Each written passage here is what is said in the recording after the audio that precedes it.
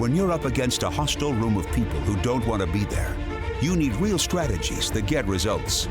Welcome to From Hostage to Hero, the show that gives you practical advice you can use right now in the courtroom, boardroom, or classroom.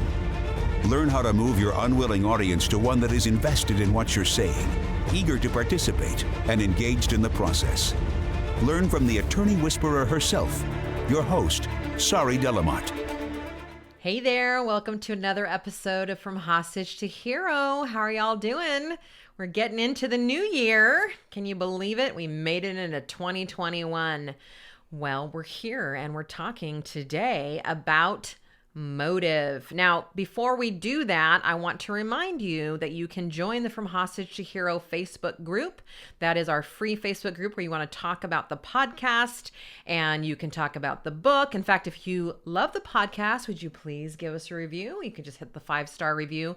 Unless you think it's less than 5, that's fine. We want all reviews, although they are currently all 5 stars, at least at the recording of this podcast. You can go to trialguides.com and review the book there. That just gets it in the hands of more people. That's really what we're all about. Let's just get this message out there. All right. Today, we're talking about the concept of motive. What to do when you have no motive. And you might be thinking, what the hell are you talking about, Sari? Motive? These are civil cases, not criminal cases. And that, my friends, is exactly the point, is that when we think of trial, when we think of court cases, especially we being jurors, we tend to think of criminal cases. Think of all the things that are on TV. They're almost all around criminal cases. And so we're always talking about motive and opportunity, and you got to have a motive to find the person guilty. The problem is that jurors also want motive in plaintiff cases. In fact, they may even want it more, even though motive isn't something that is required for us to prove. This is not, the issue. The issue is that jurors are requiring it anyway. And here's why.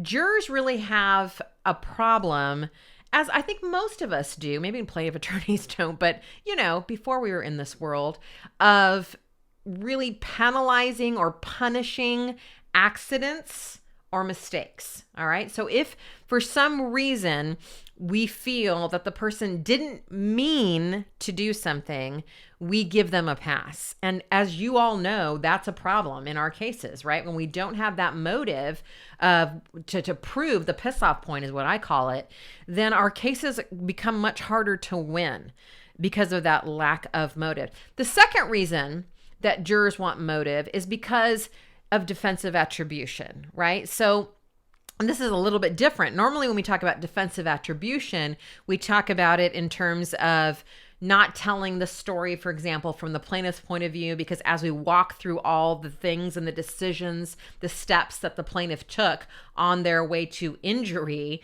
the jurors are looking at all of those steps, knowing the scary thing, the horrible thing that happened to the plaintiff, and calculating, well, if they hadn't done this and they hadn't done that, and what they're really thinking is, I wouldn't have done that, I wouldn't have done this, which isn't necessarily true, as we know, but it's a way to protect ourselves, right? We want to think and believe that if I had been there, I could have avoided this by taking these steps.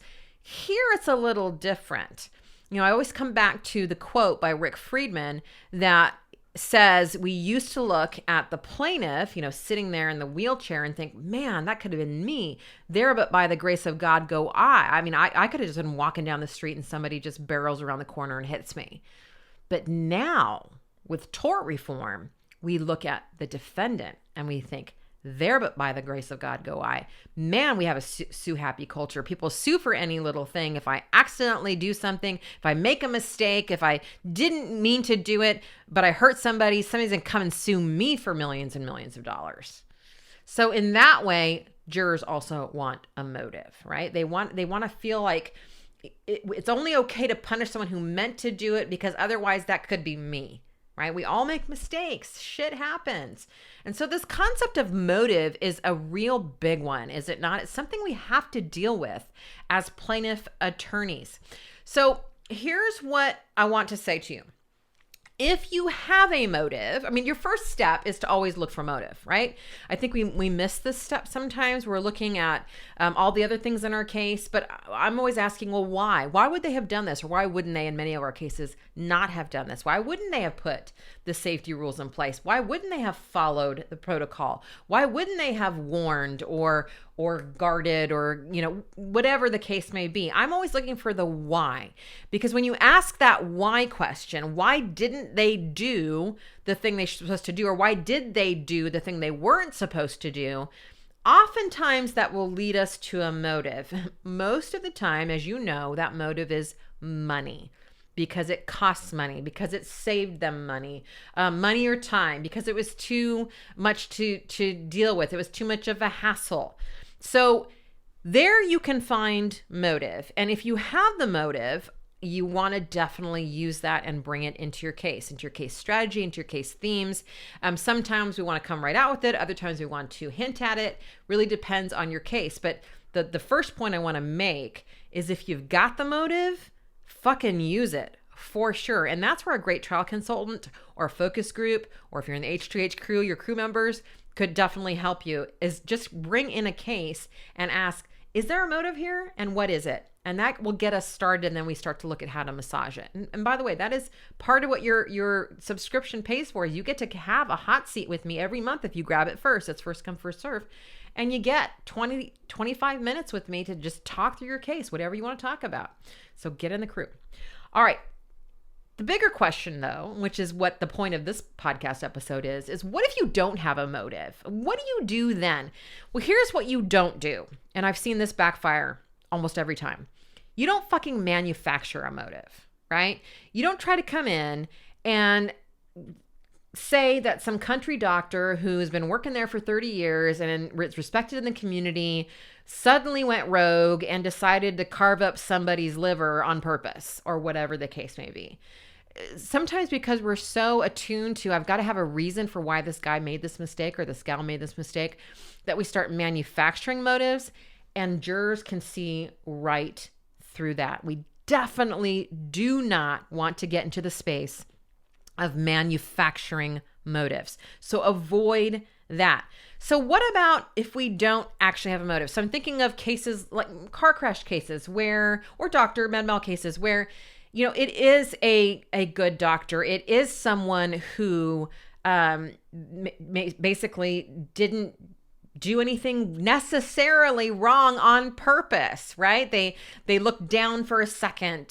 Their shoe broke and came off of the gas pedal. They, whatever the case may be, there was no intent to harm, right? Which is a lot of what our plaintiff cases involve.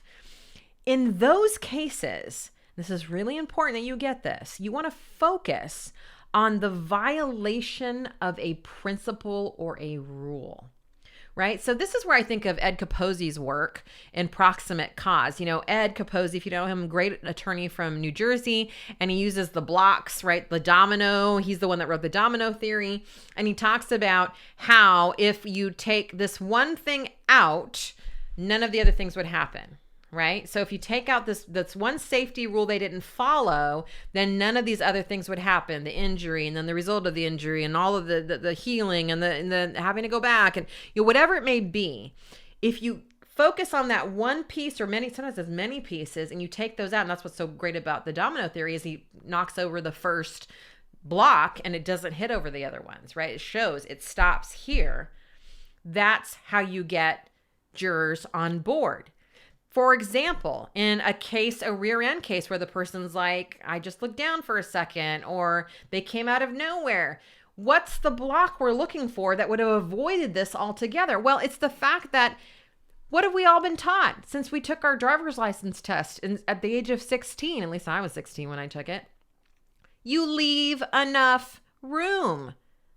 That's the very point of that rule. Is that if you leave enough room, if somebody stops really fast in front of you, or your shoe breaks, or you look down, which you shouldn't have done anyway, that's another violation, that you will be able to stop in time. Somebody in our group brought up the Mo Levine thing of where he asked people to raise their hand and say, how many of you had a child dart out in front of you in traffic? And a lot of the jury will raise their hand. He said, keep your hand raised if you hit that child. And every hand goes down. Why? He's making the point that it's possible to stop and that it's outside of the norm to not stop. Why? Because you didn't leave enough distance, because you were going too fast, whatever it may be. So the point is, what we tend to go is you're trying to manufacture motive. What we really need to do in cases that there really is no motive, it was something that someone didn't mean to happen, doesn't mean they're not responsible. That's where we need to refocus the jury. So instead of going to motive, we refocus the jury. We say, this is, yes, the person may not have meant for this to happen. However, this is the part that was in their control. And this is where they violated that principle that we all, the social contract, for example, when we all get our driver's licenses, I like to talk a lot about how we all sign a social contract in our souls and our minds, right? We agree not to just keep ourselves safe, but to be on the lookout so we keep everybody else safe out on the road. That is a contract when we all go out in the cars that we know we can not just hurt ourselves, but other people. And so part of that contract is obeying traffic rules. And so we have rules so that things don't happen. Same thing in med mal cases, right? Where they say, well, the doctor didn't mean to hurt anybody, and the big one in med mal cases is, this is an art, not a science, right? We're in there and we're doing the best we can. Well, that's exactly why we have rules. Right? I'm thinking of a case I worked years ago with hands-off communication, right? Where the communication didn't get handed off. And so things got screwed up. And the thing is, well, there's so much happening in the ER. Of course, things are going to get screwed up. No, that's why we have rules around how communication needs to be handed off so that things don't get lost. See, the place where we get into trouble in these cases where we try to focus on what the defendant is saying and we try to defend the defense, right? They say, well, I didn't mean to do it and they just came out of nowhere. And we go, well, that's not possible. And we focus on what they're saying. What I want you to do is I want you to pull back and go, okay, let's give them that. Let's say the car came out of nowhere. How fast were you going? Why didn't you leave enough space? Right? So we tend to jump in right after the defense and get in their mess instead of going, wait a minute, let's go a couple steps back. Again, this is where Ed Capozzi's book would come in real handy and see what could have happened to avoid this in the first place. Because when we focus on the incident or the defense's version of the incident, that's where we get in trouble. When we try to hang our hat there and that's what the jury starts to argue in the back. Right? Whether the car came out of nowhere or not. That's not what we want the jurors to be arguing about.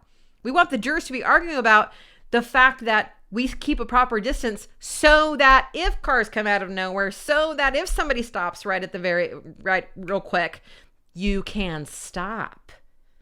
Notice how that changes the conversation altogether. It refocuses the jury, which brings me to the last thing that I want to talk to you about, which is if you do not have motive, you need to admit it.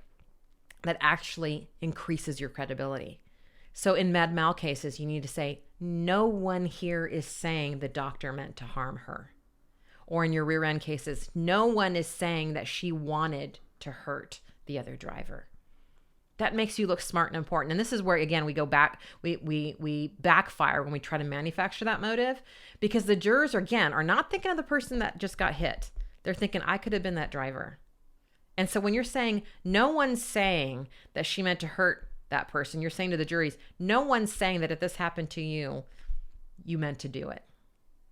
But what we are saying is that there are steps that she chose not to follow that you jurors, of course, would follow, right? Is kind of what you're saying. Don't say that out loud. And that's what could have avoided this. Maybe the thing that happened couldn't have been avoided, questionable, but there are steps that could have been taken that could have avoided this in the first place. That's where we want to refocus the jury and get their attention. And there's other things we can do too, of course, which is talking about responsibility. And you want to voir dire the hell out of this. That's the one thing about Ed and Capozzi and how wonderful he is that he wins so much, because there's no fucking voir dire in New Jersey. How does he do it? I don't know. Voir dire is the key to everything in my mind.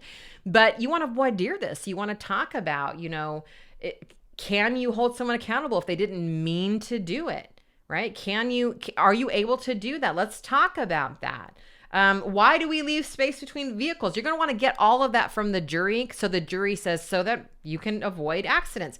Get all of that from the jury first. As you know, or maybe not, my whole method is we source everything from the jury and then we use it later. So when it comes to motive, if you have it, use it. If you don't, refocus the jury. I hope that helps. Get in the crew. I hope to see you soon. Thanks for joining me today. If you benefited from what we talked about or just want to let me know you enjoy the podcast, go ahead and leave me a review on whichever platform you use to listen to From Hostage to Hero. Add a comment and I just might give you a shout out on an upcoming episode. In the meantime, head over to FromHostageToHero.com to order your copy of my book, From Hostage to Hero, Captivate the Jury by Setting Them Free, and to get on my mailing list. I send out trial tips and encouragement right to your inbox every single week. And while you're there, make sure you join the waitlist to become an H2H crew member when we reopen. We only open a few times each year and you do not want to miss out. I look forward to our time together in next week's episode. Talk then.